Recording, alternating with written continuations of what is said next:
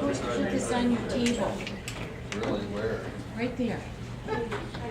Is there a reason it's empty? You're trying to tell me something? No, we just lay them out this way, because we keep running out of these things, so if we just lay them out, we can always read it.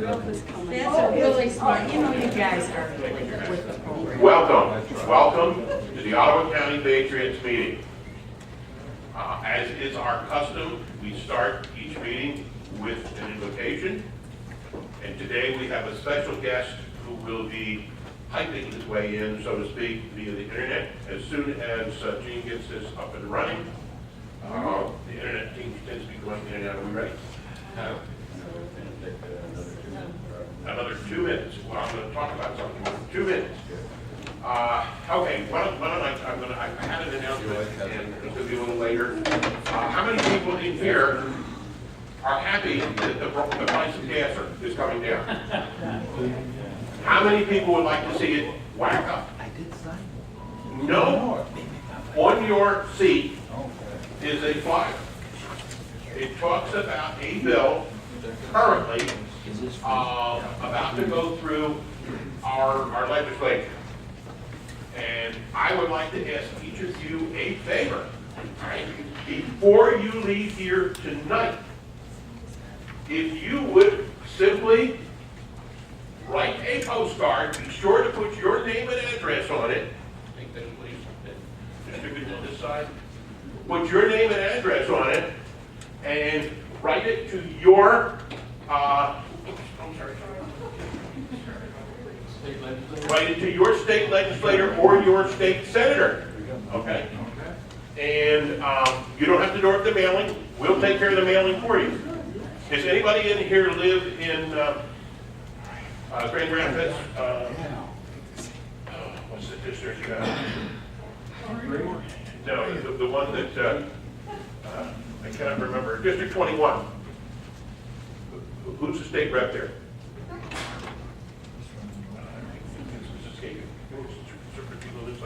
State rep or state senator? State rep. In Kent. He's in Kent County. No, we're talking state, not country regional. Yes, there should be another chair that this gentleman brought up here down the end. Yeah, only on the end, okay? Are we any folks then? Before you leave here tonight, please tell them what you think about this bill. The information on the bill is on the cards that were on your seat. Here, take some pens, man. Thanks, Mark.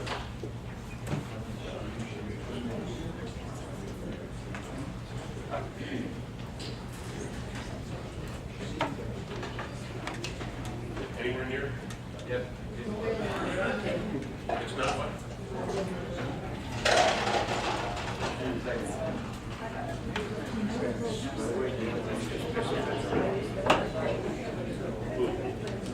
Okay. But again, you told me, and I can't remember. Just say you don't want to see a gas tax increase.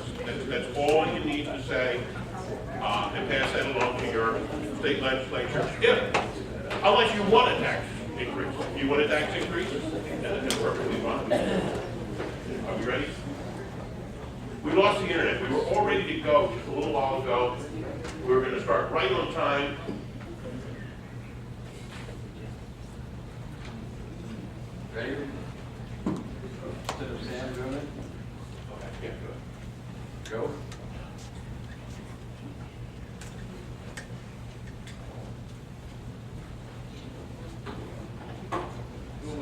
fallen soldier.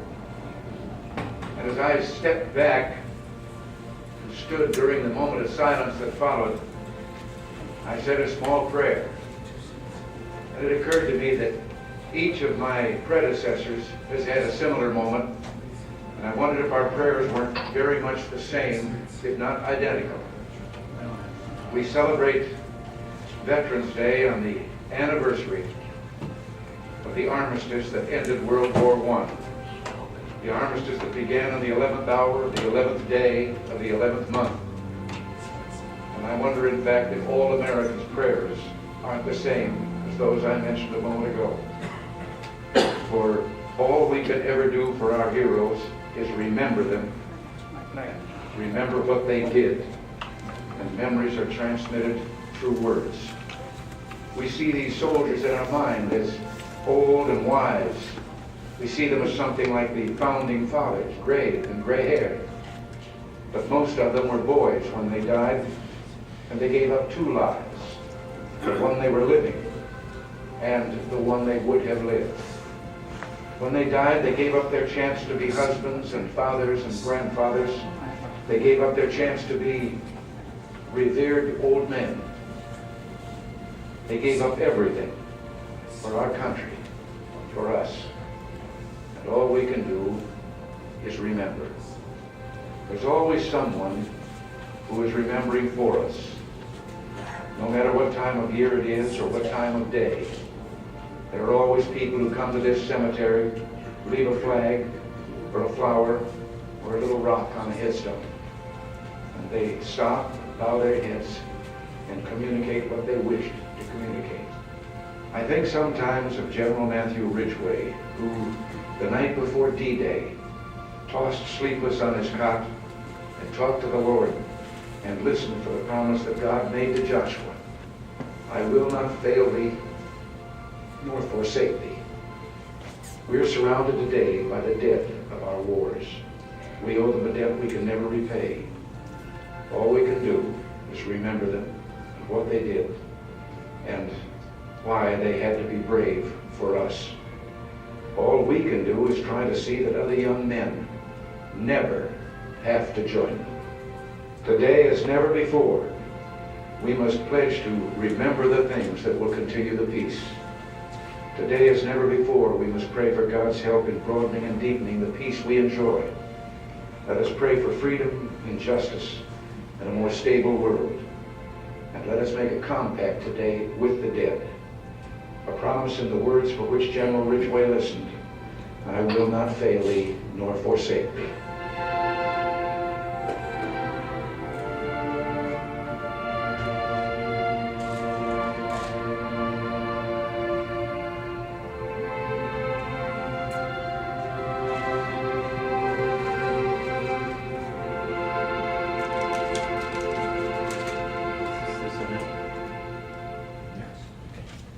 Thank you, Ronald. Could we rise for the pledge, please?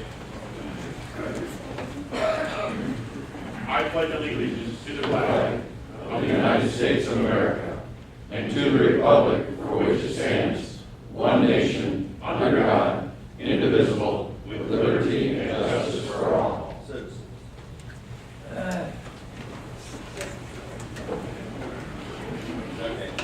All right, we've got a few announcements and what have you. I guess the first thing is welcome to all of you. Welcome to the veterans. I see a lot of uniforms. I can see hats for those of us who the uniform no longer can stretch far enough. I was going to go have one special made. Omar was busy. And I would like to ask each of you, first of all, if this is the first time you've ever been to an Ottawa County Patriots meeting, could I ask you to please raise your hand? Thank you so much. Yeah. Those people, how many of you saw or learned of this through a flyer that was stuck up in a restaurant or place somewhere? I feel. Which ones, by the way? Which one? Where? Jackie's place. Jackie's? Where about you, sir? Glendon Pines. Where? Glendon Pines. Okay, Glendon Pines, and there was one more? It saw it in a flyer somewhere? At a restaurant or wherever? Okay. How many of you read it for the first, learned of this meeting in the Holland paper, the Sentinel? Kind of hard. I'm stifling some words that I would like to say. Apparently, someone felt that they didn't want our announcement in the paper. It was in early this morning, by the way, after a bit of a call.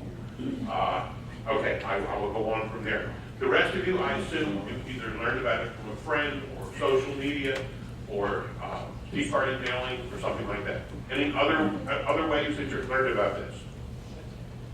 Okay, I guess it covers everybody. As I started to make the announcement while we're waiting for the internet to catch up to breakneck speed, there's a flyer about the gas tax increase. If you do not want a gas tax increase, I would like very much for you to fill out that postcard, put your name and address on it, and indicate who your state senator or your state representative is. These are your Lansing representatives, and the mailing, we will take care of the mailing. We, being Americans for Prosperity, they will be, and Scott Hagerstrom and a group of people will be delivering these later this week to the legislators in Lansing and delivering a message. Otherwise, we're going to see that low gas price go down the drain, so to speak, and numbers go higher. All right. This, do we want to do this first, or are we going to do this? All right, let's, since we've got the internet, we've got two other short things we'd like to show in honoring our veterans. So why don't we just first show, listen to the first one. As your song plays, you're welcome to join in vocally. No. This song goes Stop. It's come to my attention that we've got a birthday. We've got a birthday. Does anybody know whose birthday it is? Maureen. A big hoorah. Let's listen to Madison Rising. Again? Yeah. This song goes out to the men and women who exemplify the words honor, courage, and commitment. They are the few. They are the crowd. They are the United States Marines. Semper Fi, my brothers and sisters. Semper Fi. From the halls of Montezuma to the shores of Tripoli. Come on, let's hear it, Irene. Yeah, you're a Marine. Stand up. Stand up. You're a Marine. Not an ex-Marine. There's no such thing as an ex-Marine.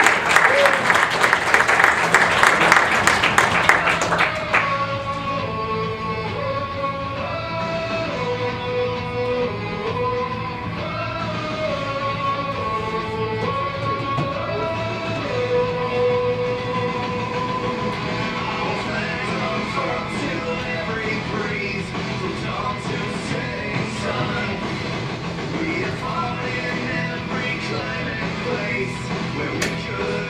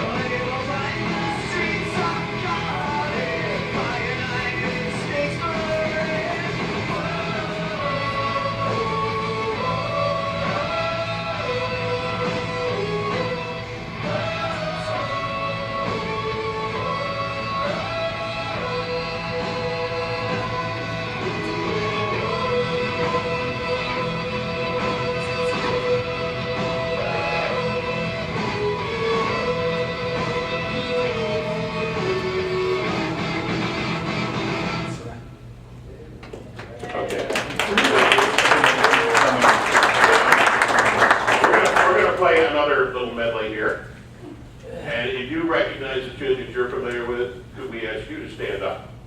And we probably tell the Marines to stay standing unless they were tired. But we know better than that. They never get tired.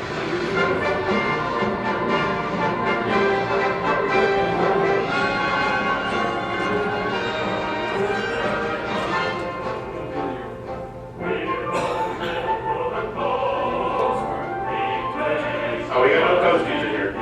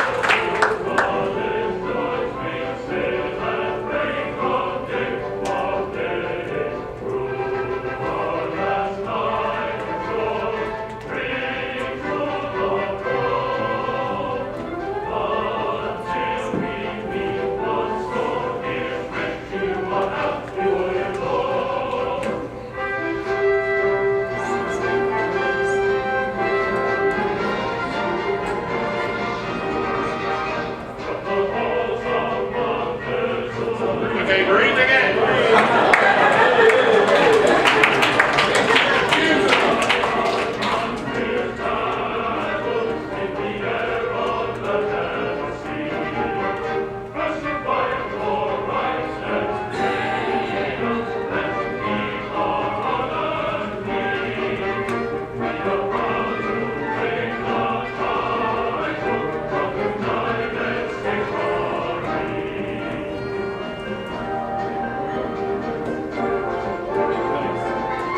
Now, the guys who served with George Washington and Valley Forge, be ready to stand up.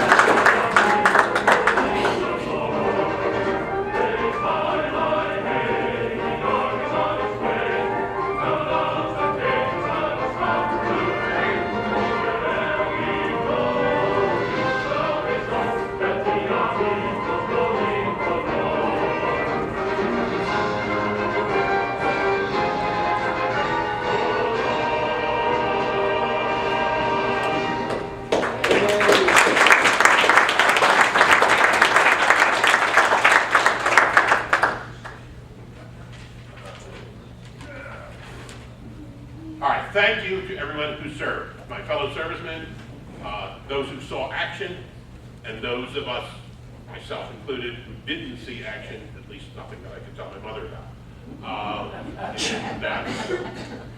Before we begin our program, as is part of our normal, we have a report from the Ottawa County Commissioners meeting. Who was going to do that this month? Come forward. There's a microphone up there if you want to. And do we need that light in his face? No, we're not accurate. Okay. It's on. Good evening. At the County Commissioners meeting today, Names. my name is Dave Moore. That's irrelevant. The important things are, there was a vote on intergovernment, exact name, but they're regional partners. There's a new government agency belonging to 7 different counties that can work together. They are going to spend money from the liquor tax. They cannot start spending it until your county commissioners vote to approve it.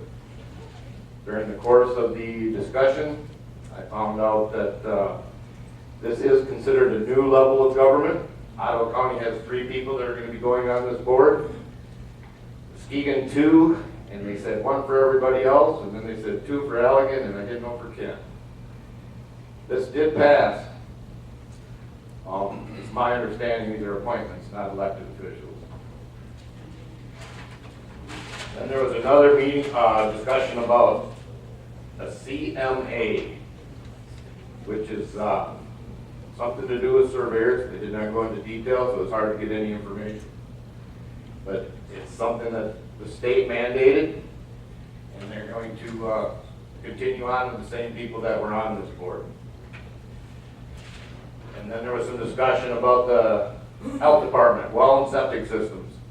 Evidently, from what I understand, there's been problems with getting your applications approved on time. In the past, it's been 3 weeks plus. They're pushing for 2 weeks. As of April 1st, it's supposed to be down to 2 weeks, according to what they were talking about. The health department was there explaining what happened and why they were overwhelmed and why they couldn't meet the needs of the people. But the county commissioners supposedly have got it under hand.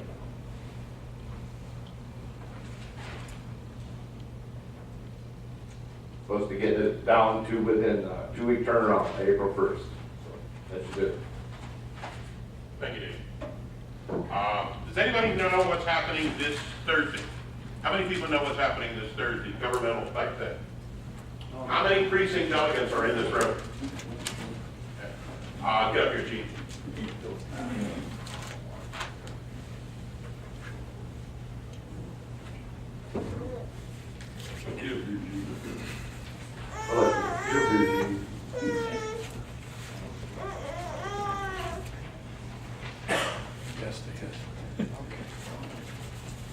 All Ottawa County precinct delegates, plus tomorrow evening at Fillmore Complex, Mark Vanderveen is going to give a Convention 101 class. And this will give you an idea of how these conventions are supposed to run and try to minimize a lot of the confusion we've had in the past.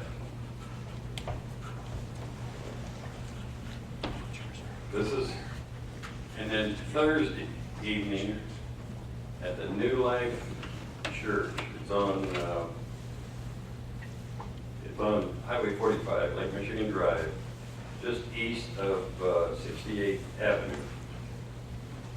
It's on the north side of Lake Michigan Drive. Is the Ottawa County Convention. And this is your Ottawa County, this will help you determine how your Ottawa County GOP is going to be operated in the next 2 years. So even if you're not precinct delegate, if you're interested in how things are going to be done the next 2 years in Ottawa County Republican Party, I'd like to see you there. I'll be there. I got to be there. I'm secretary of Ottawa County Republican Party right now. That may not last long, but that's okay. Let's all try to show up, get Ottawa County GOP back on track. It's a little off track right now. So it's coming back, but it's really slow. So we need some help. And that's about it. Thank you. Thank you, Gene. We're trying to increase the volume, but for the rest of our speakers, could we please all try to project? I've already handed out the postcards. Please, if you could, your name and address and your state representative or state senator, whether you want or don't want to see the gas tax increase. Please, please, please. If you didn't get a postcard, we've got lots of them up here. Okay.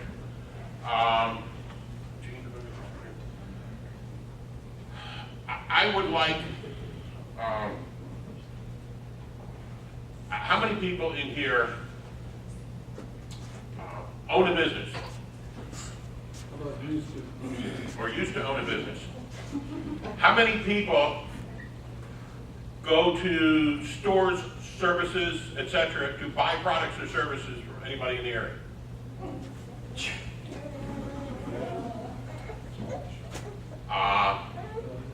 I'm going to ask a favor, and I want to do some coordinating with this, and it will be, you may or may not receive the Holland paper, but you have a voice, and your voice can be through your purchasing dollars at stores, restaurants, etc., that advertise in that paper. And I'm going to say we need to stress local, because the Myers, the Family Fair, D&W, they're all not local. Local entities which advertise in that paper, if you don't know, you can just, and you don't get the paper, you can go online and look at thehollandsentinel.com. And you may want to suggest to the owners of those businesses that if they like your business and want more of it, they might want to speak up to the Holland Sentinel about whether the Holland Sentinel reflects their values and the values of West Michigan. Yeah, this is a Alinsky trick. Hey, it works for us as well as them, all right? I'll pass that along. I'd like some people, before the night is done, I'd like some people that actually get the paper, just to do a little, and I will talk to you on it, to do a little research, look at the paper once a day, make a note of how many of this and how many of that. I want 4 or 5 people to help me with this. This is not a big deal. It's just an observation type thing, but you got to get the paper in order to do this. With that, I think we're ready to start our program. Our program is titled Veterans, Issues, and Opinions. And by the way, there's no sweeter music than a little baby crying. I'm telling you, my father used to say, Musa. And I love to hear a baby cry. I don't care. Right? Unless it's me, and you know, when I was a baby, and the mother spanked me. Anyhow. When was that?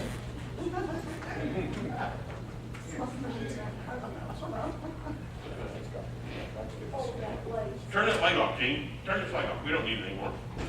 Give it to him. He's going to be standing up. No, turn it off. We don't need it anymore. Can you turn it off? Okay. There we go. Is that better? Takes a little effort. Okay. The topics are the hospital, rules of engagement. And by the way, if you did get the paper, it says the deaths in the Middle East. Well, yeah, it's the deaths in the Middle East, but the paper missed that part about it's the rules of engagement that is causing a spike in those deaths. We'll talk about that a little bit more, all right? We want to talk about Benghazi. Some of you might have heard of that little town over near Libya. We want to talk about Sergeant Bergdahl. Am I pronouncing it right? Bergdahl? Bergdahl. And, you know, did he just merely take a walk, or did he desert? And then, you know, unlike Sergeant Tamarosi, our president went to work to get him back. These are the things we want to talk about, and our panel is going to discuss that. And by the way, here's something that I did learn about Tamarosi. Okay, Tamarosi, right. Tamarosi. It was an accident. He made a wrong turn, et cetera, and so on. But it wasn't our State Department. It wasn't our administration. It wasn't the VA administration. It was social media.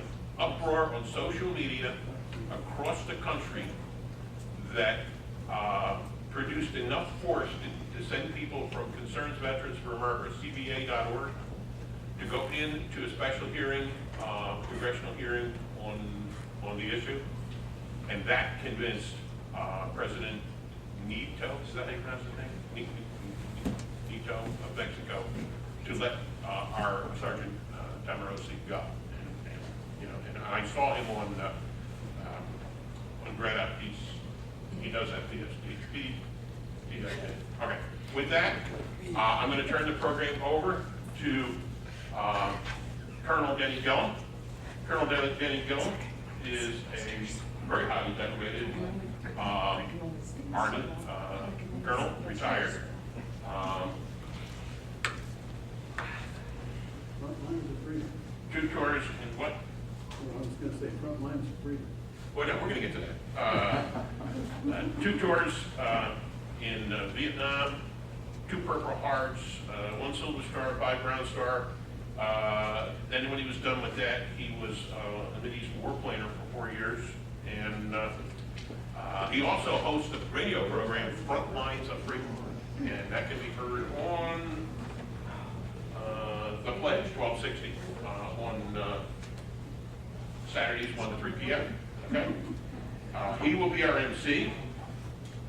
Some of our speakers will include Lieutenant Colonel Dave Ageman, retired. Include jet fighters in Vietnam era, during the era, F-4s, and then OU-10s, is that A-37s, O-2s, and then of course a little bit bigger red stripes on the side, 727s with American on the side.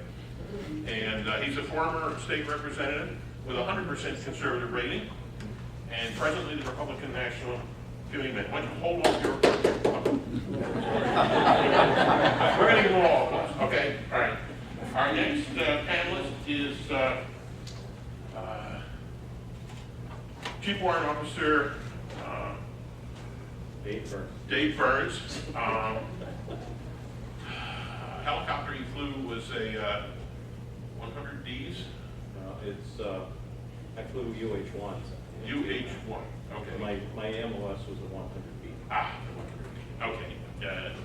In Vietnam, during the Tet Offensive, got shot down a couple times, got a couple Purple Hearts, and 14.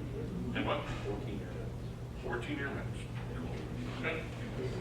Then we have, now I don't know whether this is in the order of importance, whether the fact that he's a Marine Corporal, or whether he's the son of Deborah and Todd Van Dyke. To me, it seems that the latter is a little bit more important. So we know he's a straight-ahead troop, and what he didn't learn growing up, the Marines refined him in 4 years, and he was in what do you call Afghanistan, returned in last year, and he's a big hoorah to him. Corporal. Okay. Then we have Captain Fred Birch, retired. Great, Captain Birch. Commanding officer on the USS Haler, Commodore MPS-3. What is that? MPS 103 is the ships that are in direct support of the Marines. Okay. Ships. And then he went on to do some fleet training in Norfolk, and he was in Grenada, in Desert Storm, and then in post 9/11 action. All right. We have, where's my slip for Bill Schneider. Bill Schneider. Again, I don't know whether this is more important that we talk about his past, or the fact that he's one of the founding members of the River City Patriots. But he was, what did I do with your car? Navy 47 during Vietnam. Marine, right? No, Navy. Navy. So Sorry. we love the Marines. Yeah, well, okay, and you flew P3 P3 Orions and 2,500 hours. I was not a flyer. I was a navigator tactical coordinator. but you were up in the air for 2,500 hours, right? 3,500 actually. Reserve time over at Chicago and Selfridge. Okay. Is there anybody I missed? Did I miss it? With that, I'm going to turn the program over Let the fellows down at the end. I'm sorry. Jim Trost has been active with the Veterans Administration for 20 years? 21 years. 21 years. He is the VA representative for the Sons of American Legion District 5. Sons of American Legion is one of a number of authorized groups for the the Veteran Affairs, and Jim coordinates activities and so on and so forth with our veterans, and he's a go-to guy. You know, if you stub your toe, he'll figure out how to fix it. Okay. Now I'm going to turn it over to Colonel Denny Gillen. Let's give all our panelists a big hand.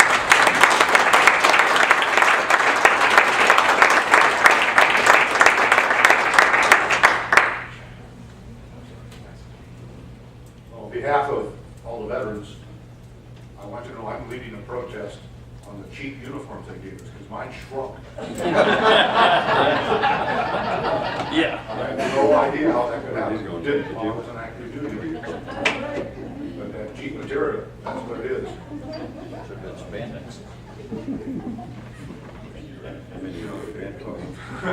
Okay, see you right there. Yeah. I don't know, C-Max has been good for you. Boy, you did as much as you could. We got some fairly serious topics to discuss today, and my intention is to make a few comments, invite the panel to make a few comments, and invite any of you that wish to come up and take a couple of minutes and add to the discussion, and we'll probably conclude with asking the panel to sort of summarize their thoughts. And there are different topics. Certainly the VA is a huge issue. I don't know how many of you know about or are involved with, Jim talked about Concerned Veterans for America, CV4A.org. They are really leading the charge, and they really have their heads on straight. They have appointed a bipartisan panel, Democrat, Republican, service members who are not currently either in Congress or serving, and some healthcare officials to take a look at the VA and make recommendations. What they're looking for is veterans who have interacted with the VA to go online, call their number, and give them the input. They aren't just smart. They need to hear from all the veterans out there who have good, bad, and different comments, so they can sort out where they're doing well and what areas need to be improved. So if you are at all involved, CVA, Concerned Veterans for America, is an important group working on that. But the bottom line is that, at least at the senior levels, I'm not talking about the docs and the medical assistants and those kind of people that I see when I go to the local VA. Those folks are, from my experience, all pretty darn good people. I mean, every group's got their jerks, but from the point of view of being competent and wanting to do a good job for veterans, they're overloaded, so there's a lot of wait times, but the people that I interact with are, for the most part, very good people. But at the senior level, the people that are that control whole geographic regions, states or parts of states or multiple states, apparently they're totally corrupt. And when I say totally corrupt, if I'm working with 20 people who are my peers and I know they're cheating, and I don't report it, aren't I part of it? Usually they're helping. Yes. So we have this issue that however big the senior, I think that's eat the ice cream code. Yeah. Okay. However, I don't even know how big the senior level of the VA is, but it's got to be hundreds of people. And they are all thousands of them. I believe that, as big as that is. I mean, I just don't know where it is. And thousands make sense. They have to be considered all corrupt. And even though there will be a few that aren't, we're hurting too much. We're spending too much money. We're not serving. We're serving everything people need who come across the southern border illegally, but we're not taking care of people who earned the benefits. That makes zero sense. So rather than try to sort it out and be nice, we need to trash them all. And you can't do that in 20 minutes. But the new VA secretary announced this within the last week, he's got 35 people he's going to fire.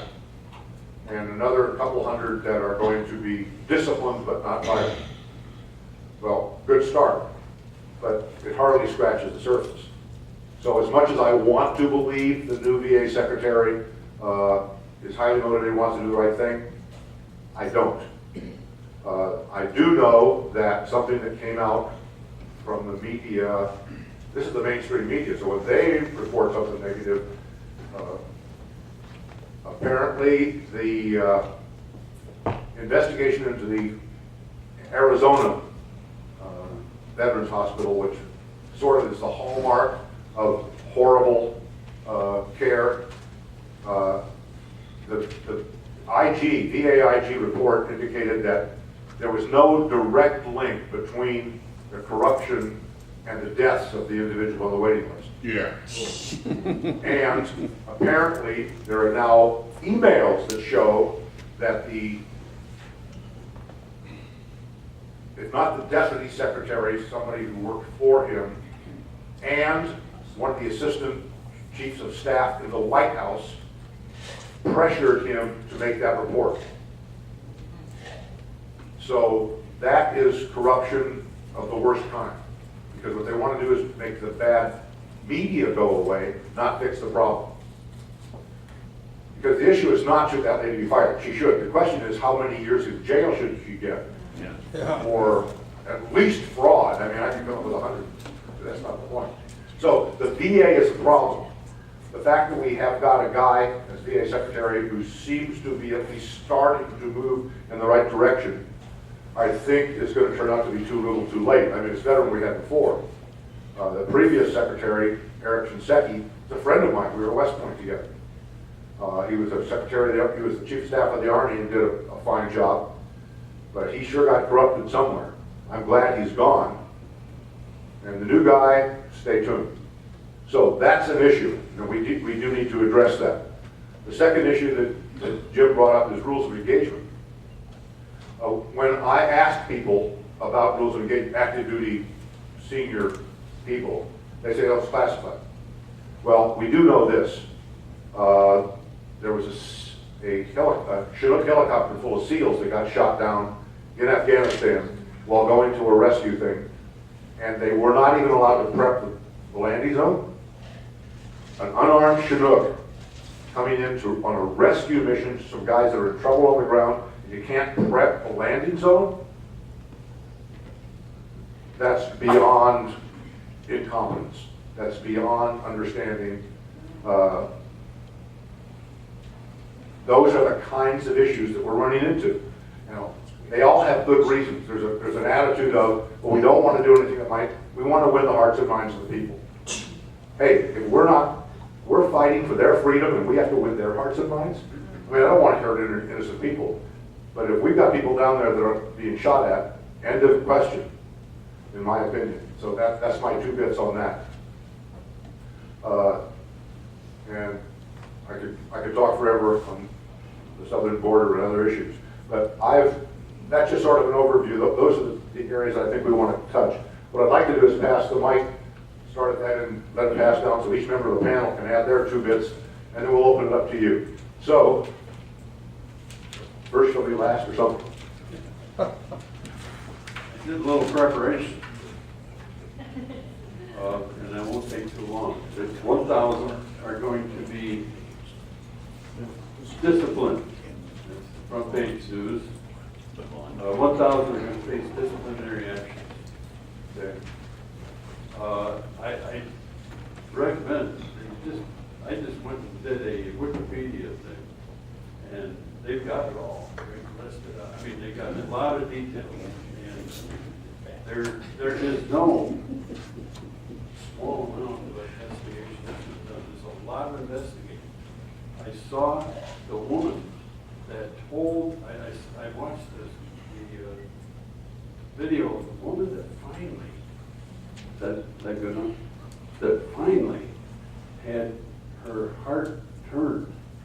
And what happened is she put enough of these people off, and then finally she was the one that called that fellow that had actually passed away a year earlier or something like that. And then they said to the wife said to her, well, you're a little late.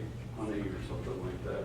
And that hurt her so bad that she's the one that finally gave up all of the details on these lists and things that they were putting aside. And of course, she's a whistleblower. What do you think is going to happen to her? Probably fired. Pushed, sidelined, career ruined, and generally, I just say I just think I go back to everything that we've been learning here for 5, 6 years, ever since whatever. And people before that were conservatives and worked on this stuff. And people who were in small business that understood about free enterprise. The rule of law, public servant, the term public servant has been turned on the head. We've been turned into the servants of the slaves. And these people just willy-nilly go on junkets. And so what have we done at the VA? We have taken and gone from about $73 billion to $150 or $70 billion in 10 years. What was the better use of that money? You've got a problem? Go see your competitive doctor out here. Go to Spectrum where they make fine things to put on your hands and whatever to make artificial hands. And we'll foot the bill and we'll have an IG that uses common sense of accounting that finds out if they're doing the right thing. If they're not doing the right thing, okay, maybe we'll put them over to Muskegon. They've got 4 hospitals out there. One of them was supposed to be done in 2008. It's going to be done in 2015, way over budget. The locations of those hospitals are, and the bad one is in Aurora, Colorado. It's a scandal of gigantic proportions. Las Vegas, I wonder why they need to go to Las Vegas, probably Reed, New Orleans, and Orlando. And what these are is these are scam things for these, Reed, whomever, built this thing up, and everybody in the middle gets the money, and it never goes down to the guy that was intended for it. And I'll stop there. I could go on. All right, good evening, everyone. My name is Grant Van Dyke. I'm a United States Marine Corporal. Recently got out. I was in the infantry. I was asked to talk about the ROEs. Not much about the VA. Been there once. Wasn't very thrilled about it. I mean, I don't really need it right now. So I don't have much to say about that. So I won't speak on what I don't know. However, as far as our ROEs go, talking to Mr. Agent here, good to find out that the ROEs haven't changed. They're exactly the same as they always have been. And they're still, because I don't even know what the definition of war is. Kill people and break them. No.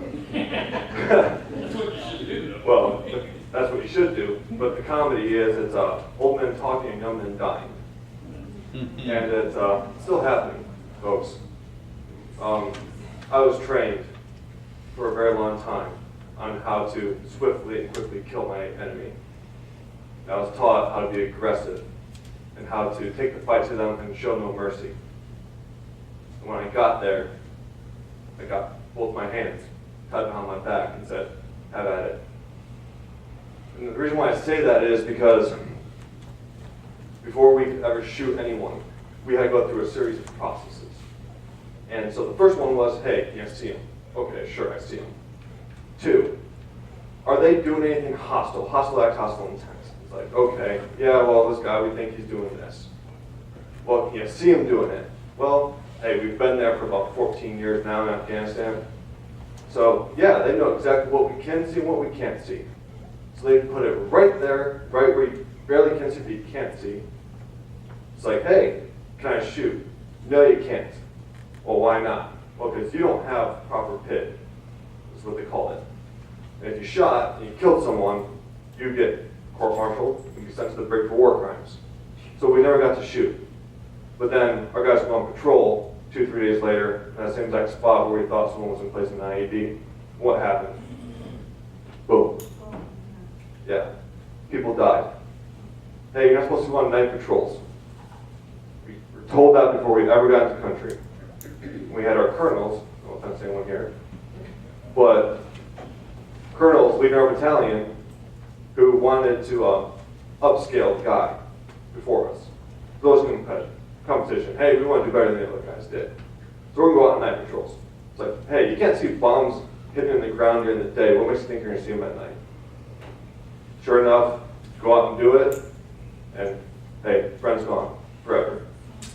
Friends without legs, friends without arms. It's like, it's all because someone else wanted to up the other guy. And it's not just up there in our leadership. It goes even higher than that. It goes all the way up to our president. Because George Bush and I had Marines who I was lucky enough to serve with who pushed through Fallujah. George Bush's philosophy was shoot and kill anything that moves. And that's what they did. It wasn't win the hearts and minds of the people. It wasn't, hey, you know what, pass out candy to his children. Yeah, we did that. We passed out candy to try to get information, try to get whatever we would. They all lied to us. They tell us, hey, there's Taliban going to be here. We go there and we walk right into an ambush. None of them like us over there. None of them want us there. They like it the way it is. And the people who do want us there, they're going to suffer. Like, I can't believe I heard it. Like, we're closing down Camp Leatherneck. It's gone. Biggest Marine Corps base in the world is now gone. And that was our stronghold in Afghanistan. I wonder who gave that order. You know, it's like, hey, we're pulling out, but yet, hey, we got, I don't mean to bash the president, but honestly, it's like, hey, you know, let's pull out of Iraq, and then let's send 1,500 troops in. It's like, you know what, I've never seen where 1,500 troops could do anything unless they're special forces. You know, it's like, you're not doing anything, you're putting a Band-Aid on something, you're trying to make yourself look good. Dr. Taylor. Yep. So, please, don't be fooled. But there are good men out there who are still serving, we're still trying our best. But if you really want to make a difference, you let the people upstairs know, hey, you're sending our boys over there, let them do what we're intended to do. It's like I was a Marine, and you know, still am. I'm kind of disappointed in the Marine Corps just because of how everything has changed, how everything has kind of transitioned out to make it so soft. It's like, you know, we got the name Teufelhunden, which means double dog, right? That was given to us by the Germans in World War I, World War II, because why? They feared us. We were scary. There was nothing on earth like us. We were straight from hell. That's what Marines were. We have not been that way since. So, hey, you know what? I don't know where this thing's going. I don't know where it's leading. But if America is to be the true #1 force like we used to be, you need to unleash us. Let us go do what we were trained to do. Tell our government to stop tying our hands behind our backs.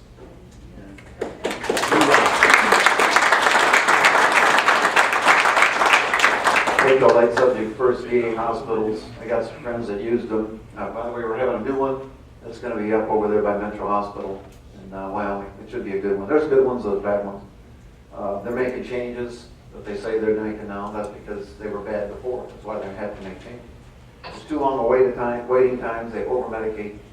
And if you want to look up what's really going on in the VA, just look up vawatchdog.org. vawatchdog.org. That'll give you all the information you need there. Rules of engagement. I want to add something he said. My job as a military officer and fighter pilot was not to die for my country. My job was to make the other guy die for his. And quite frankly, a lot of our politicians forget that. Not enough of our politicians have been in the military to understand what military man goes to. Rules of engagement are just putrid. When I was in, for example, when Bush got in, he made a major change, just like he said. When we were flying airplanes, it used to be, we had to ask permission to shoot back, which is the dumbest thing I ever heard. When Bush got into office, he said, if it looks like that airplane is going to turn on you and make an aggressive move, shoot him down. Hallelujah, we all said. We finally got somebody with common sense. We didn't have anybody with common sense.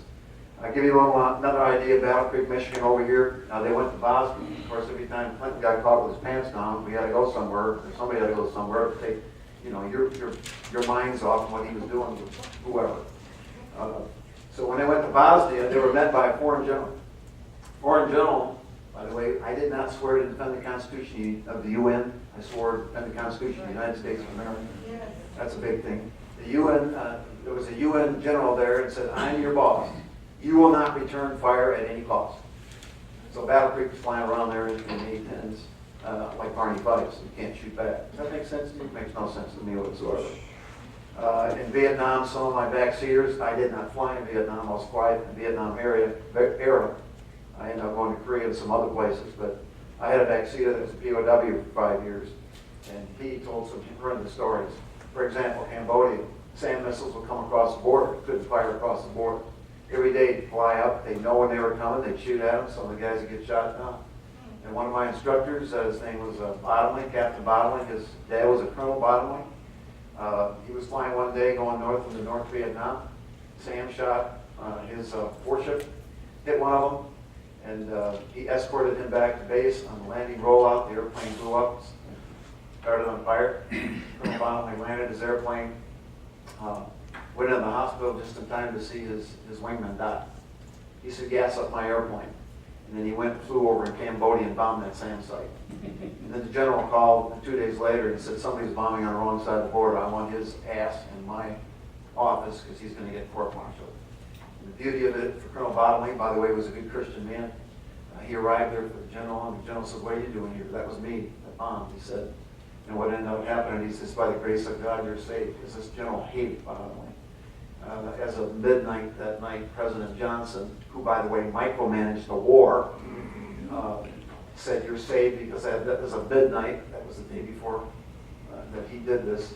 They were authorized to bomb Cambodia, so he was free. Rules of engagement mean everything. Politicians ruin it. Give the military everything at their disposal to fight and win, and let them fight and win the war. It's your kids and your sons and your daughters. We're not even giving them adequate equipment. So I say rules of engagement, let the military do their thing.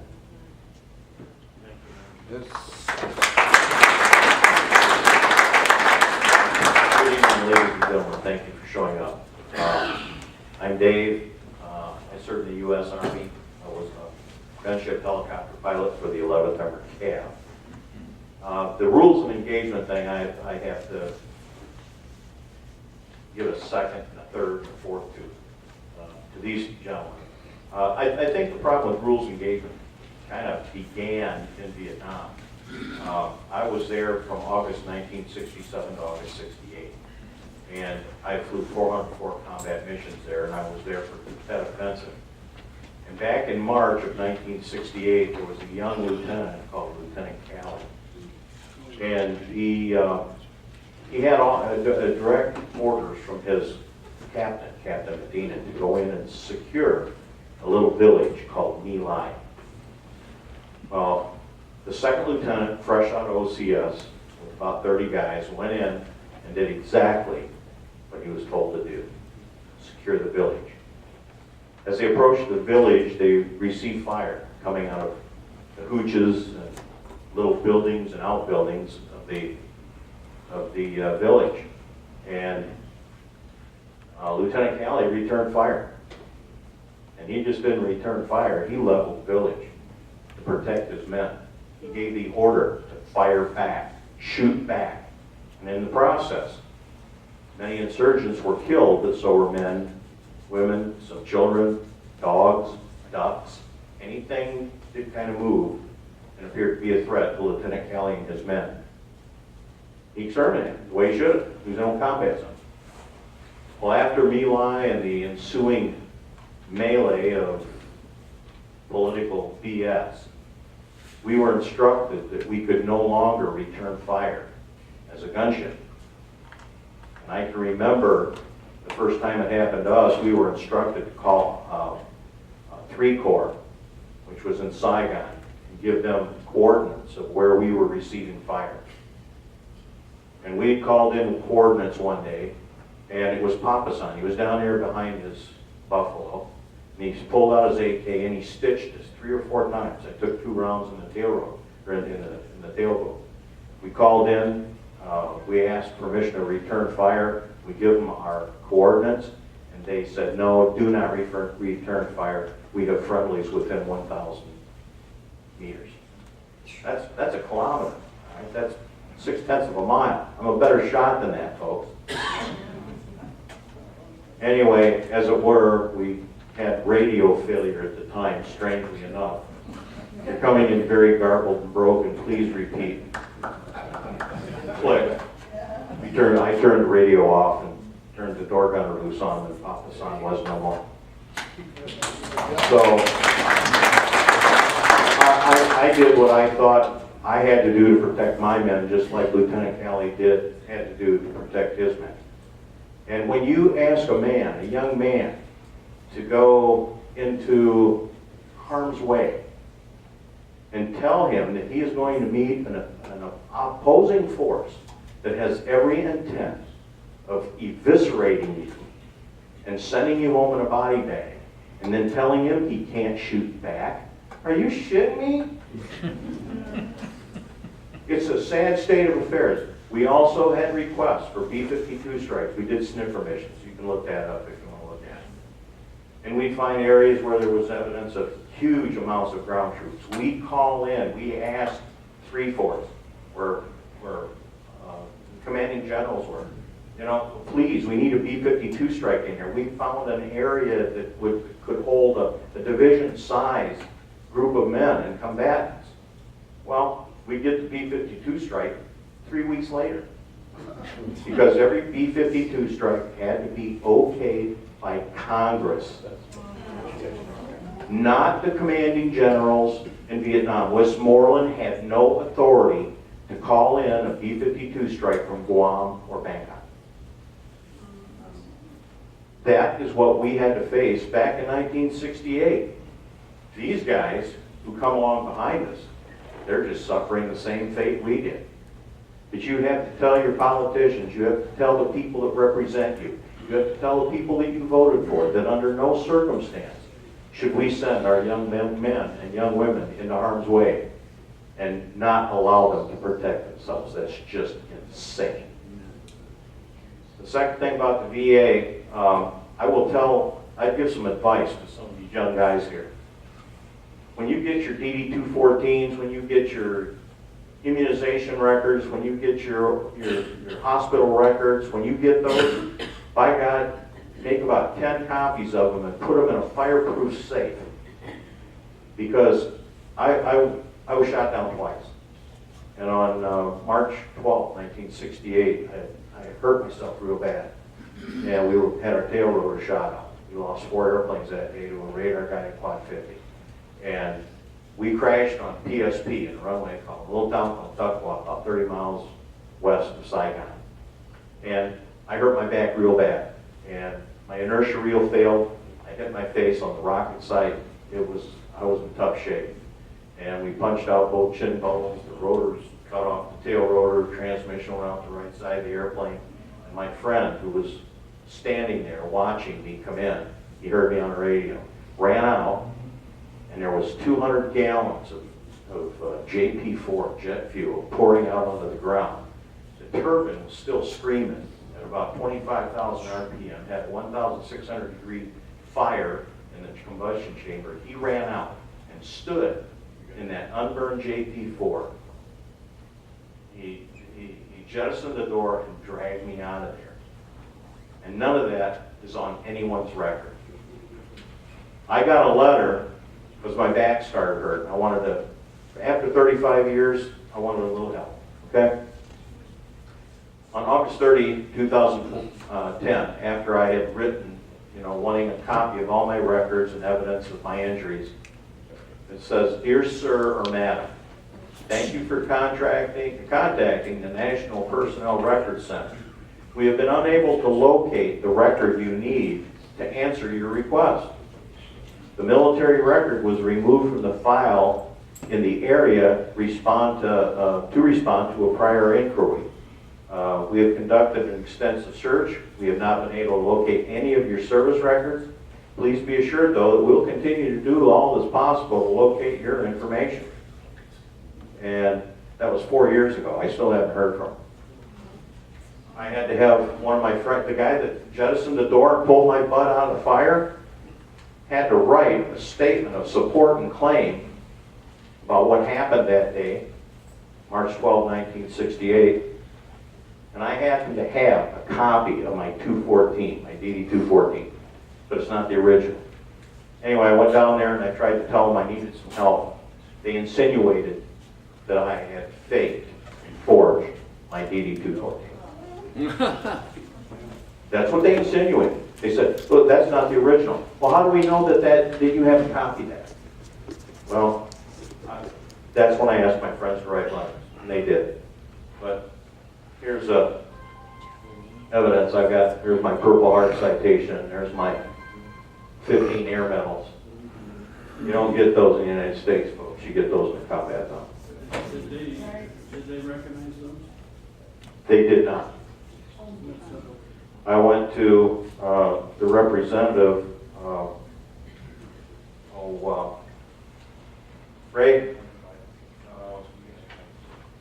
the district representative Valerie Sherlow, who was with Bill Heisinger's office. She tried to help, and there was just nothing they could do. So guys, young guys, you get your records and you put them away, and you make sure to God that because they'll lose them.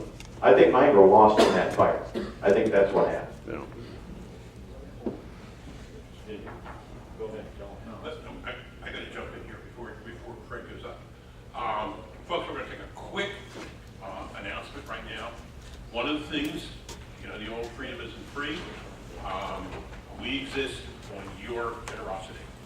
Gene's going to be passing some buckets out, and earlier this year, of the people who are here for the first time, does the name Billy Vaughn,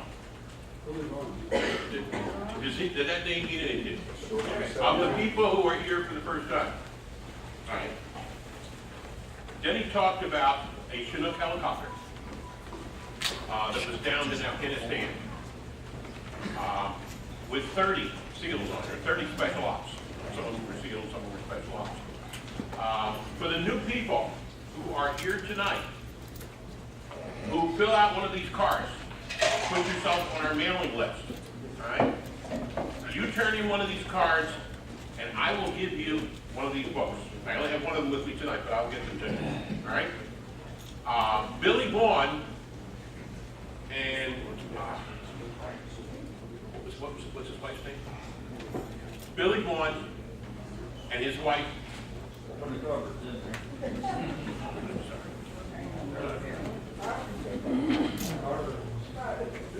Barb? Anyhow, the Vaughns, their son Aaron Vaughn was in that Chinook helicopter. I think it was August 2011. They have never gotten the full answer. This is a book that tells their story. And we had Billy and Karen Vaughn. We had them here in this room. They might have been downstairs, I'm not sure. Early this year. Tremendous story. I know they were at the River City Patriot. You put yourself on our mailing list and you hand this in tonight. All right. I'll put one of these books in your hand. So with that said, the buckets are going around. I'm going to turn it back over. I think Captain Birch was next, and we will continue with our program. Thank you, Jim. By the way, They all left. no, they didn't. No, we made potty breaks. We're going. This gentleman here has an ear of the beer. Is he out there? Should we continue, Jim, or not? Yes. Dave had to go. Okay, as Jim said, I'm Fred Birch. I made a trip down from Whitehall this evening to talk a little bit to you. And like any good Swabi, I could probably regale you with many of the same kinds of stories that my compatriots here did. But I want to take it out just a little bit further. Take it out from the microcosm of the grunt on the ground, or the sailor on the deck, or the airman in the air, and start to talk about what is the bigger picture. What is it that is actually going on that we're having these problems? And I think it comes down to three primary things. And I think you can look at our government as a whole. And I had the opportunity not only to spend 30 plus years on active service, but I also spent 5 years as a federal employee after that time frame. So I was part of the system. And quite honestly, the federal employee system is corrupt. It is broken. It is broken beyond belief. There are bonuses that are given out willy-nilly. The people, there are good people inside the system, but like with any system, you tend to bend to the system. And that comes from the top. And we had one person that said earlier tonight that, we got these 35 folks that are being fired out of the VA, but it probably doesn't go far enough. Yes, we're sending a message, many of the other ones may quit, whatever. But the problem is this is a culture across the entire government, and specifically into the VA, where it wasn't that they're bad people. They didn't start off as bad people. They didn't get up one morning in 1987 and say, hey, I think I'll go screw a few servicemen today. It isn't like that, okay? What happened is that they slowly devolved into the system and started to ignore what the true thing that they were supposed to be doing was, and they started to feel entitled. I can only see 6 people today. I can't go over and above. I don't have that service-oriented feeling anymore. I'm not a service provider. As a matter of fact, you guys are here to provide me with a job, essentially. Okay? And I think it was Phil that talked a little bit about how many folks. There's about 300,000 employees in the VA. Of those, now we've got 1,000 that are being investigated for potential penalties and discipline, 35 that are possibly going to be removed from the system through firing, adverse actions. But remember, what does that constitute? That constitutes about 1/3 of 1% of the people. And we know the problem is much, much deeper than that. Second problem on the rules of engagement that I want to speak to is that until we start to marry our strategic goals to our tactical operations, we will never get the right rules of engagement. And the problem is, we don't know what the hell our strategic goals are right now. Who the hell knows what we're doing over there? Now, I'm not a guy that says cut and run, but on the other hand, I look at this and I say, how much more blood are we going to shed without defining what it is we're trying to do? We don't even know what we're trying to do. And it's time. We're trying to make friends with the arena. I don't know. Maybe. But until we figure that out, and until the pressure of the United States citizenry come on board and start asking our politicians, what the hell are you guys doing? Really, seriously, what are you trying to accomplish? Tell me what you want us to do. Don't send any more people over. Don't give any more of our treasure away. Don't shed any more blood. So we got to marry that strategic view up to the tactical situations that are on the ground.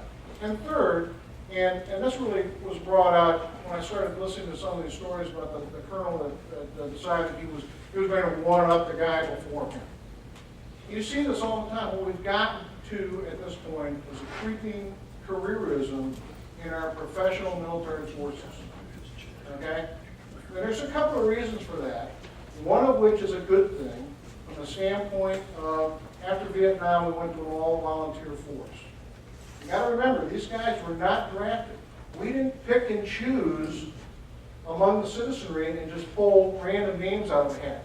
These folks volunteered to stand on the breaches out there and protect everybody. And what happened after Vietnam was we started to build a very, very professional career force. What ended up happening on top of that, though, is pretty much what happened to the Germans for both World War I and World War II. You end up with a cadre of people at the top who would be known as the staff corps in the German military. But in our military, it is those political career officers who are at the top and who are no longer connected to the actual tactical operations that are going on. No longer connected with that sailor, that airman, that marine, that grunt on the ground. Okay? And they don't understand what's going on, and they make their decisions politically, and what is in it for me to advance my career. Okay? And that needs to stop. That needs to stop. And you have seen over the past 6 years, we have a significant number of senior officers that have they've been disappeared. I don't know what else to call it. They've been told to go home. They have been, they've been relieved of command. They have been all kinds of different kinds of Just had things. one the other day. Now, some of those were warranted, but some of them, I will guarantee, were not warranted. Okay, and it was because the person was not serving his political masters. Okay? So, for those of us that have been serving for a while, since the Vietnam era, and I came in 1969 as an enlisted man, got commissioned in 74, I went through 2 huge downsizings. And after each one of those downsizings, we had to build our forces back up. Okay? And it cost a tremendous amount of money. Phenomenal amount of money. And now we are at the point now where our Army is at pre-World War II levels. Our Navy is the lowest it has ever been since 1918. Our Air Force is going down. We're scrubbing things up. The Marine Corps is just decimated. There's almost nothing left. And we are going to have to rebuild our armed forces. And when we reconstruct those armed forces, we've got to figure out where we're going to get those career officers who do not have that careerism within them. And so there's those big 4 pictures I talked about that I want you to keep in mind as you ask questions here and then. I'll just turn this back over. Could I add one thing to Please add. Could I add one thing to emphasize what he just said? Good, clear example. Gates. Now, I don't know if he was a military man before that, but he knew what was wrong. He writes about what was wrong in his book, and he didn't have what I call the public servant courage, or the rule of law, whatever you want to call it, the common sense to stand up and say something is wrong in this executive department, and I resign to show, that's what I can do to show what's wrong. He could have done it. We need somebody to do that. Just to reinforce what he said, I teach at GRCC. One of my students came to me, he's in the Marine Corps Reserve Unit in Grand Rapids. Mike. Yep. One of my students came to me, he's in the Marine Corps Reserve Unit in Grand Rapids. They're downsizing too. He said in their whole company, there are 3 Marines with combat experience. 3. They're all enlisted men. They're all up for re-enlistment between now and the end of this calendar year, and all 3 have been denied re-enlistment because they're downsized. So that rifle company will not have 1 person in it, officer or enlisted, with combat experience. And that's what you're talking about, I know. Thank you, guys. Hello, my name is Jim Trost. I am the organizational representative at the Grand Rapids Home for Veterans. I've been doing this for about 21 years. I do this through the American Legion Sons program. There are 41 organizations approved by the DoD. My office comes out of K Street, Washington, D.C. Anyone within the Veterans Service Organization can apply for EABS status. Sons, daughters, wives, anyone in the auxiliaries and the VSOs can do this. The reason I did it originally was after my father died and my cancer put me in a wheelchair. My dad's friends from the American Legion brought me up to the VA. Do you know that there are civilians as members of the VA?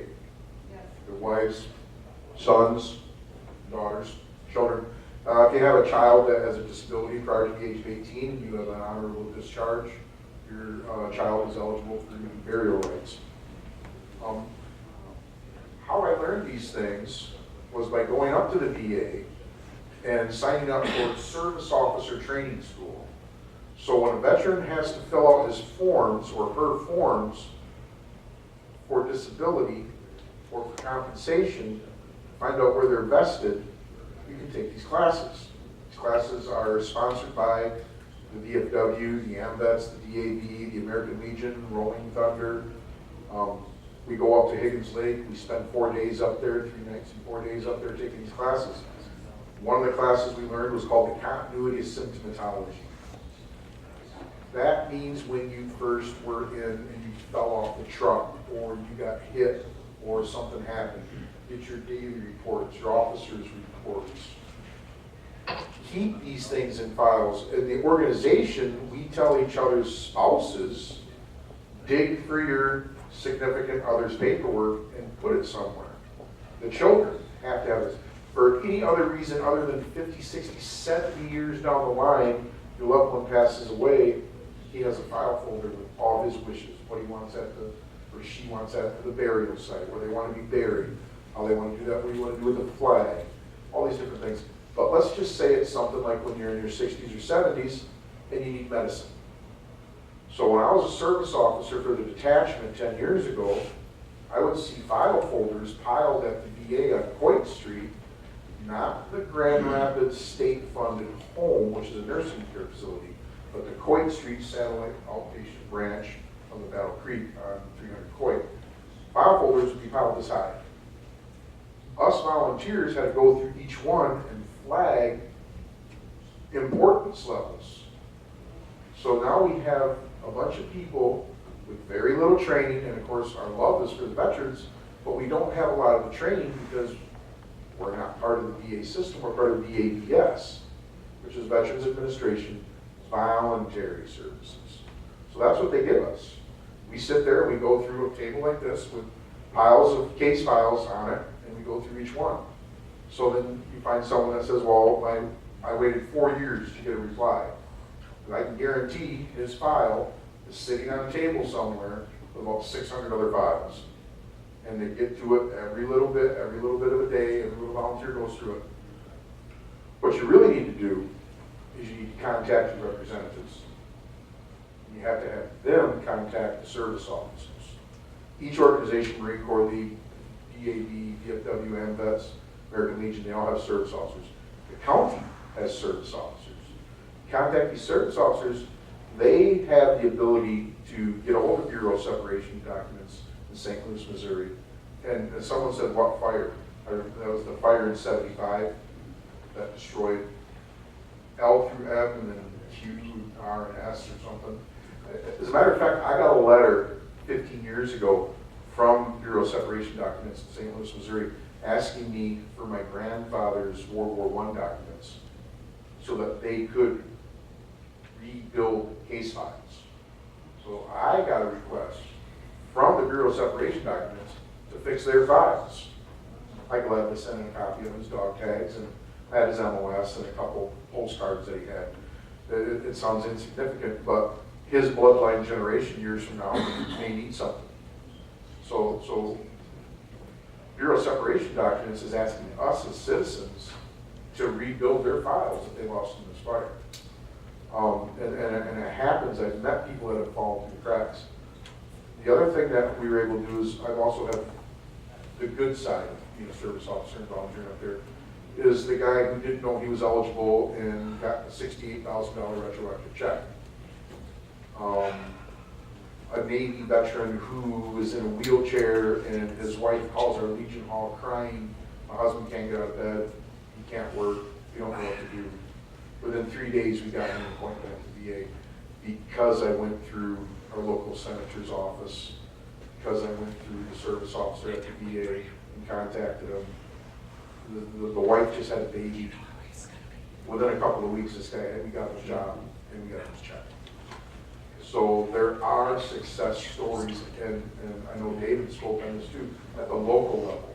And Dennis said too, the people you're going to work with in Grand Rapids or Battle Creek are the kindest, scariest people on the planet. It's the Washington K Street heroes that we got problems with. So there was this guy named Colonel Sam, I can't get his last name. But he fought Rommel. He was in Grand Rapids. He passed away recently. His wife asked me, he had urinary tract infection. Nobody caught him. I had to fix it. So we privatized the health care. The Fed came down to the state a couple of years ago and we fired all of our housekeeping and healthcare professionals, and they privatized them. it sounded like a good idea on paperwork, but what happened is the privatization. You know, these are almost people from Manpower looking for temporary placement jobs. And then the privatization company comes in and says, you take Red 1 and take care of the patients on, we don't call them patients, we call them members. Take care of the members on Red 1. So we have non-skilled workers who are temporary. This isn't their career. They're not into VA healthcare for career. And they're taking care of these people, and they're missing little things. Now, if you're a 90-year-old World War II veteran that fought Rommel and successfully captured some of Rommel's men, and you get a urinary tract infection, you're going to die. And that's what happened to Colonel Sam. So I guess my question to everyone here is, do you know somebody that has had something happen to a loved one up at the VA, and how do you complain about it? Because this wife complained to the staff and was asked to leave the facility. There were senators that came and visited us last year because they heard about her husband's problems, and administration from Lansing showed up in 45 minutes. I've never seen headquarters respond so quickly. So the Adjutant General's office from Lansing showed up, and they escorted the senators off the property. So I want to know where in America why a U.S. elected official cannot tour. Yes, sir. I think that is, I'm not sure, but I think that is due to the union rules up there, or something like that. That should be open out. We could go on and on and on and on, but we're getting short towards the end. We haven't opened it up for comments yet. So what I'd like to do is ask if you'd like to come forward. I'm going to hold you to about 60 seconds. I'm really tight, but we'd like to get as many people who'd like to comment as possible. So if you're interested in adding to the conversation, would you please just come up? I'll give you the mic. Eat the ice cream cone. I got a radio show and I should know better. But I have an engineer who does nothing but take care of it, adjust for it. So if you'd like to add to the conversation, come on up. The clock's ticking. Looks like a couple quiet, shy people over here. Say your name and go ahead. Yes, my name is Tom Dunkelberger, and I just really kind of had a question. I feel that the problems are much greater than the military. I heard on the radio coming in tonight that the government is pulling M4s from our border patrol. Right. And I am concerned that this whole administration is not incompetent. This administration is so corrupt that it's trying to overthrow this country. Oh, what it is. And I wanted to make that comment, and I've seen it before. I was in Vietnam, and we were on along the coast of Vietnam on a firing line up there, and we were bombing targets in the various port cities. And the time that Johnson and the idiot McNamara had the Lunar New Year truce, and I saw those mountains where all you could see were headlights coming from the north to the south and taillights going to the southward. They're rearming the Vietnamese, all because of political decisions. And if you take a look at the administrations we've had, when the military's been strong and when it's been weak, it's been the Democrat in control that has destroyed the military, and it's been the Republican or conservative who has rebuilt the military. And I think we need to let that word out. Political correctness, to hell with it. It's time for people to start looking at the truth. And so that was my comment. Thank you. Thank you.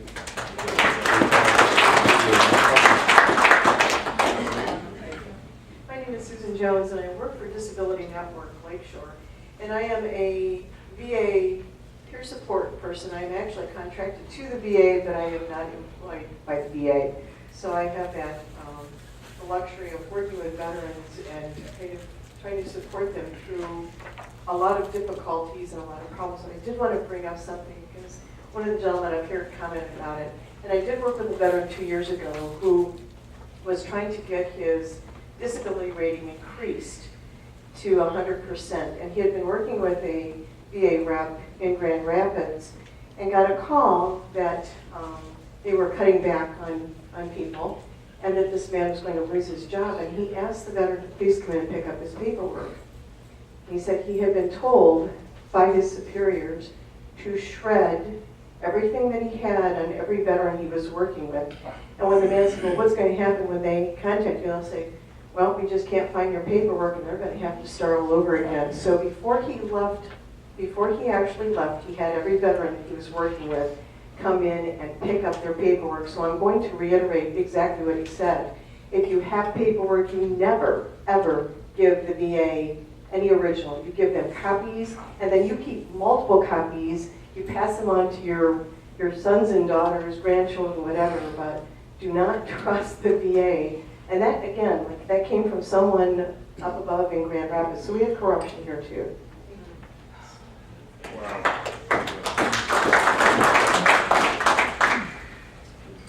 Yes, sir, young man. I could add to read over there. You just got out of Afghanistan recently. Yes, sir.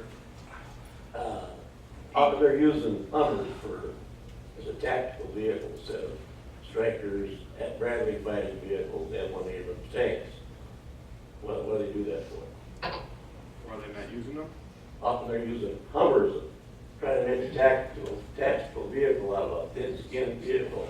Oh. Guys ride up and down the road, get hit by IEDs, and you get slaughtered. When you're in an armored vehicle, you've got a chance to survive this stuff. Often they just can't seem to get enough armored vehicles out there for you guys to ride around in. Well, to answer your question, we do have armored vehicles. Everything that I drove in and used was up armored. Everything, we have MRAPs, which are 24-ton vehicles. We have Warhogs, which are they run Caterpillar diesel engines, and they can take IED blasts. We have mine movers, stuff like that. The whole light-skinned, Humvees, that hasn't been used since Iraq. That was a while back. We learned from our mistakes. Those vehicles that we have come out of Oshkosh, Wisconsin. Great vehicles. They've saved hundreds of our lives, and I blew them 2 mine rollers myself. And I'm still here to tell the story. So, no, we do have armor. What we don't have is common sense in our leadership to let us go do what we need to do. And like you said, it's all political. It's like, this is a quick story here, but it's like, we're infantry, right?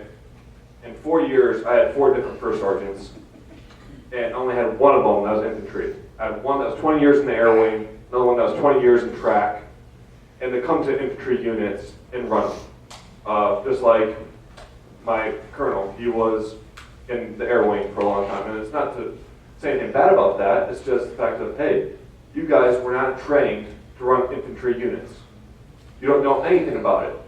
And so the most that my first sergeant ever did was walk from an air-conditioned Humvee to an air-conditioned building. Okay? And I'm out there sweating like crazy, dying in the heat with my gear, and he's like, hey, you can't wear headbands, sweat out your eyes, because that is not what the commandant says you can do. Okay? I told him what I thought, and I ended up on push for the rest of my deployment. But, it's like, hey, just common sense things didn't make sense there.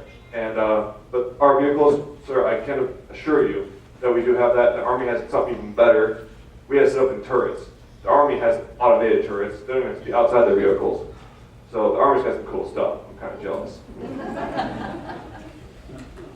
We can do a couple more if there's anybody. Going once, going twice. Yes, sir. Let me get to you.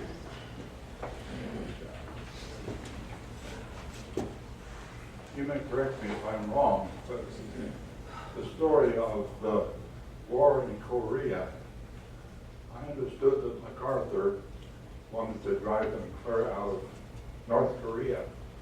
The president said stop at the 38th parallel. Stop at the Yellow River. Well said. Okay, you've got room for one word. There's a guy with his hand up. Can you read my mind? I just wanted to say, I think it's all sounds correct, but it's just a little bit worse now. Because it seems to be getting worse and worse every day, every week, as we go through this. And we just don't want to send people over there. We don't want to recommend our sons and daughters to go over there into this kind of stuff until they straighten it out. So I personally, myself, have changed my ideas about people going over to serve for the U.S. government to hold, just hold and wait and see what happens at this point, because it's just getting worse every day. I wish you were wrong. Let me try to put a wrap on this. The last time the United States of America declared war was December of 1941. We declared war on Japan, Germany, and Italy. We have not declared war since. Yet we send people out to fight. Now, when we send people out to fight without knowing who the enemy is, World War II, we knew who the enemy was. If you were another country, but you were helping Japan or helping Germany, you were the enemy because you were helping the enemy, because it was a named enemy. We don't have, who's our named enemy now? Several people have made this point already. How do you know who the enemy is? And if he is the enemy, then you kill him. There's only one reason to have a military of any kind: kill people and break things. And if we're good enough at it, nobody will mess with us. And we have a darn good military, but we're not using it the way it was designed to be used. It was designed to be used in a declared war. I suggest we tell our elected representatives, nobody in uniform goes overseas anywhere to fight without declared war. Congress, vote war. Put your butt on the line, put your name on the line, take charge of the blame, and then we'll send our guys over to die. And not until. And my final comment on that is Ebola is not a named enemy. Our military people should not be there. Maybe for a few months till they got a civilian component or the UN or somebody to come in and take over for them. But that is not a valid use for them. That's an abuse of them. Again, we don't send our troops anywhere in danger without Congress declaring war. It's my not very humble opinion. I'd love to give the group a chance to respond to that. We'll all stick around in case you want to talk to us. But Jim's pulling my chain because we're tired over. Goodbye. Let's give a big, big round of applause to our panel. Really, really appreciate it. By the way, I appreciate everyone to do this here tonight. Right? The problem is, there's no meeting here tonight. This story, the words that were said here tonight, has got to get out there. That's right. Absolutely has got to get out there. And instead, what is getting out there? Oh well, there is a what do you call it? Consumers Power is having a class of who can winterize their house the best, etc. This story is not being told. How can it be told? Well, a couple ways it can be told. You can write letters to that paper. They will accept your letters. They will print your letters. Now, do you see this back? Underneath it, I arranged with a local discount store to put their logo on my back. If you've never seen it before, it's red. It has concentric circles. I don't care. I'm talking about Target, by the way. I don't care. And I want to read something to you. If you write a letter to the paper, you're going to be attacked. By the way, how do you know you're on target? When you're being attacked. When you're taken flank. Okay? And this meeting was posted online yesterday morning. And let me read you something. Okay?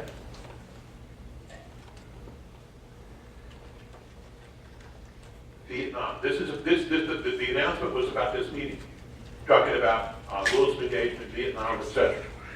Congratulations on your embarrassing loss. Must have set up a lifetime of shame for you. Does anybody know Craig Piersman or Scott Hauser? They may be local Hollander people. This is the kind of infantile things that are being said And, you know, you have to have tough skin, because the people, there are just a few of them. Al Friend is one of them, Gil Lalo is another. They're going to attack you if you write online. The bottom line is, everybody's afraid to have something said about them. Got to get the word out there. We've got to get what happened in this room to the Sentinel. The only way that what happened in this room will get to the Sentinel is if a good number of you write to the Holland Sentinel. Jim Timmerman at hollandsentinel.com, or newsroom at hollandsentinel.com, or editor at hollandsentinel.com. And if you can't, you know, you can go online and figure out some stuff like that. Oh, by the way, these wars, and by the way, I do agree with what who said. We shouldn't go there unless it's declared. But then again, these Republican foul wars that are getting our boys killed. Yeah. And by the way, how many people know how many soldiers died during Bush's term? 30. Hundreds. Actually, right now we're talking about Afghan, I think. Afghanistan? Yeah. It was like 400 or 500. 500 and some. How many under Obama? Many more. 1,500. So much for the warmongering Republican presidents. So, I want to remind you one more time about this book, Betrayed, by Billy and Karen Vaughn, the parents of Aaron Vaughn. How I cannot imagine a more grieving thing to lose a son, and to lose him under such miserable, lying circumstances. All right? The heartbreak, and then they can't get answers. This book is yours if you fill out one of these cards. They're in the back, and sign up tonight for, I'm going to go back there, and the ones who sign up tonight are going to get a copy of this. And you make sure you put your contact information, because I can't just set it underneath the doorstep and expect you to come get it. All right? What else happens in the fourth week of November? Anybody know? Thanksgiving. There is no meeting on the fourth Tuesday of November. Our next meeting will be December 11th. It'll be the second Tuesday of December. We normally meet the second Tuesday and the fourth Tuesday of each month. Now, we have been meeting here, but things are likely to change. We may be at the Fillmore Complex. We may be at a church on James Street. There are some other options being discussed. I want to thank each and everybody for coming. I want to say a big hoorah, a big up in the air junior birdmen to those of us who were wingnuts or lived proxy through our jet pilots, the tough soldiers, the swabbies, everyone, even the coaches. Thank them all, and thank each and every one of you for coming, and thank you all for your service.